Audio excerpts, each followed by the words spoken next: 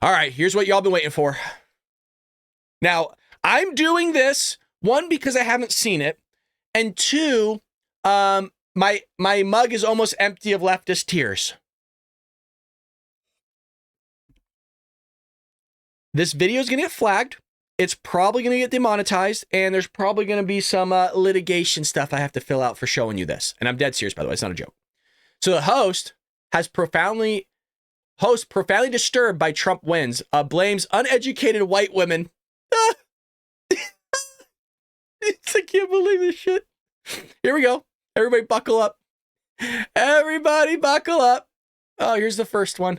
We got a lot of clippies here, and I haven't seen any of these, so I'm excited. Oh, let me clear my eyes. I got long eyelashes. They always go in my eyeball. Here we go. I don't know. I'm profoundly disturbed. I think if you look at the New York Times this morning, the headline was America makes a perilous choice. I think that in 2016, we didn't know what we would get from a Trump administration, but we know now. And we know now that he will have almost unfettered power.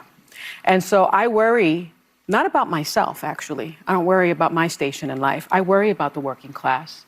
I worry about my mother, a retired teacher. I worry. I'm worried about the working class.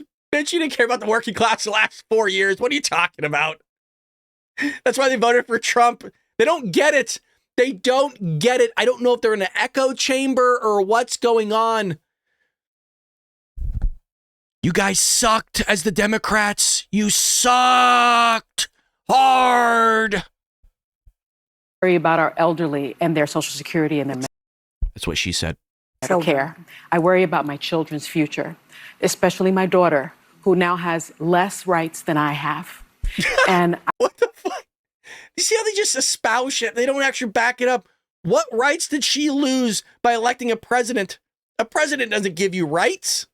I remember my father telling me many, many years ago that I was the first person in his family to enjoy full civil rights. And now I have less civil rights than I had when he told me that. We got a lot of people watching the show, and I mean this hand to God. I'm dead serious right now, Patriots. What the hell is she talking about? Please, I'm being as sincere as I possibly can be. Somebody explain to me what the hell she is talking about, because I don't know. Is there something I missed? Because I didn't stream yesterday. I pretty much did not watch any news at all yesterday. What is she talking about? So Republicans that gave you those rights, lady.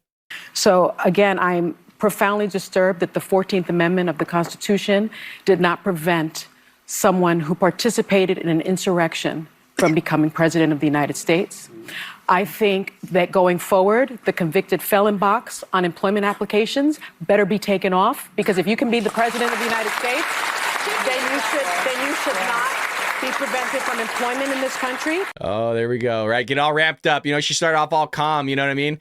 But then the crazy, the psycho has to come out. Can you imagine how crazy this lady is behind scenes? Right? If she's getting all amped up like that all quick, how freaking nutso she is, just off her rocker. When I get amped up, you guys, by the way, it's for entertainment. When we do those rants, it's for entertainment. My true personality, I'm a laid back dude. I'm an introvert. I'm quiet as hell. I don't talk to a lot of people. My friends know that. I'm an introvert. I kind of stick to myself. I'm just a quiet guy. I don't really talk all that much, which is weird because I come on here and talk for like over an hour, right? We do an 8-hour stream. Again, my personality is I don't talk. So a lot of that, like that hysterical, yeah, it's true emotion, but a lot of it is just for entertainment so that you guys have fun. You know what I mean? Or else it's going to be a boring ass show. Here she is again. Let's find out what she's saying now. This psycho lady, poor lady. Can you imagine being married to this lady? Jesus. I think our healthcare system is now at risk.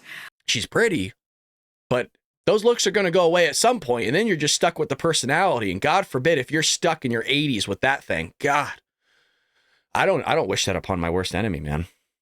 Can you imagine, boys, waking up every morning to that and just hearing that shit? I think no fluoride for anyone. Yeah, economists have made clear that he's going to increase the debt by $7.75 trillion. Just to read off a card, she doesn't know what the hell she's talking about. I'm worried about mass deportation and internment camps, and I'm also worried about Elon Musk warning Americans to prepare for temporary hardship. What the fuck? Internment camps? We're really pulling shit out. They are really going crazy, you guys. This is good. This is probably their highest ratings they've ever had. I'm surprised at the result, but I'm not surprised. As a woman of color, I was so hopeful that a mixed race woman married to a Jewish guy could be elected president of this country. Mm-hmm. And I think that it had nothing to do with policy. I think this was a referendum of cultural resentment in this country. Yeah. I'm a woman of color. I don't give a flying fuck if you're black, Asian. I don't give two shits about your race. We got a lot of people of color that watch the show. We got a lot of Hispanics. I guess technically people of color too. Like, nobody here gives a shit if you're black or Asian or whatever the hell you are. I care about the way that you carry yourself as an individual and a human being. It was a cultural resentment. We're just tired of being called racists and all these things, and we're tired of you crippling this country, and we've had enough of it. We've had enough of it. So here's Anna Navarro. Here's Anna Navarro. Oh boy. Self-proclaimed conservative. I'm not sure you are. I think it, I think it has to do with a lot of things, that being one of them. I'm obviously very disappointed. I'm very sad. I was at the Kamala Harris headquarters yesterday in Washington. She actually went there. She took her time to actually go there. Yes. I'm glad you wasted your time. Washington, and it was a very sad scene. The mood turned immediately, and I tell you, there's a quote I get a lot of inspiration from, and it's a quote that I read when I was reading about John F. Kennedy, and it says, "Whether I am on the winning or the losing side is not the point with me. It is being on the side where my sympathies lie that matters." And that to me brought me a consolation and inspiration this morning, because I have no regrets. Yep. I worked hard as hell to elect the first Black Asian woman president. History slipped through our fingers again. I worked hard as hell for Donald Trump not to be president. But today, unlike Donald Trump and his followers, I acknowledge that he won. Mm-hmm. I hope for the best for our country, and I make a commitment to our LGBTQ, to our immigrants, to our elderly, to our young girls, to the women, that we will not stop fighting. We can be sad today. Yeah. Today we can be sad. It's like a therapy group, man.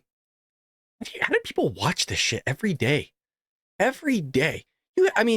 Wouldn't this drive you further into depression? And I'm not making light of depression. I'm using it in the most serious sense of, like, maybe stop watching her show or their show, whatever you want to call it. Watch the Bald Brad show. We love you. We'd love to have you. We'd love to have you.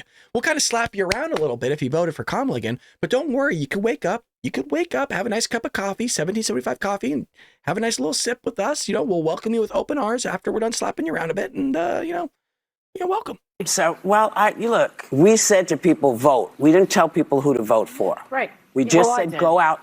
Well, yes, but I did not. Yeah, I did. Because I wanted to make sure people exercise that right. Too many people that I know died trying to vote. Yeah. Right. Okay? So we start with that. And think about this. She did this in 2 months. Yeah, no. She did this in 2 months. She left it all on the field.